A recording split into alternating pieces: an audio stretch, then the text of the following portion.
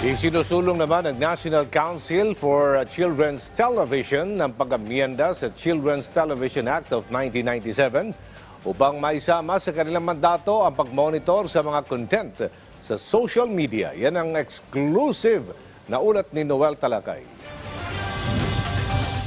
Sa social media umaasa si Jerome sa mga balita at iba pang impormasyon.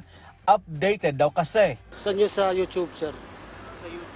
Bakit sa YouTube na lang? Minsan mas mabilis kasi yung ano doon, sir. Updated siya.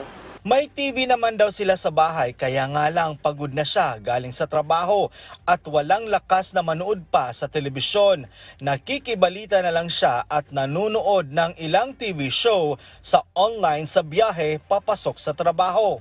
Usually kasi, sir, yun na yung gamit namin sa cellphone, personal. Pag nasa biyahe. Kwento rin niya kahit mga bata niyang pamangkin tutok sa social media.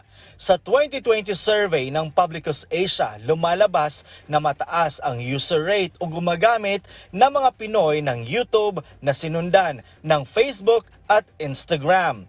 Halos ganito rin ang naging pag-aaral ng UNICEF Philippines. Ito rin ang mga social media site at app ang madalas gamitin ng mga batang Pinoy. Kaya naman ang National Council for Children's Television o NCCT isinusulong ang pag-amyenda sa RA 8370 o Children's Television Act of 1997 para hindi lang ang mga programa sa telebisyon ang kanilang imo-monitor kundi pati na rin ang mga content sa social media. Ngayon po ay kasalukuyang nasa council ang amendment po ng law na from National Council for Children's Television to National Council for Children's Media. We're hopeful na by next year, meron na hong development or progress ito pong sa amendment. Anya, may mga nilapitan na rin silang mga mambabata sa Kongreso na mag-sponsor ng panukala para maamyandahan ang batas. Sumasang-ayon dito kahit ang mga senador. Mahalagang ma-monitor din ang mga social media content dahil accessible ito sa mga kabataan. Kailangan mapangalagaan at maprotektahan ang mga batang Pinoy laban sa mararahas na content sa social media.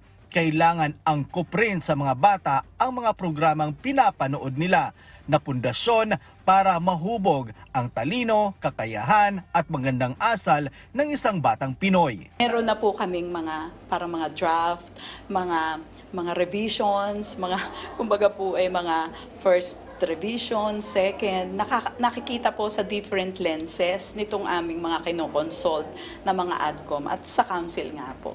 Kasabay ng pagdiriwang ng Children's Month, panawagan ng NCCT sa mga magulang na tulungan silang gabayan ang kanilang mga anak pagdating sa mga social media content.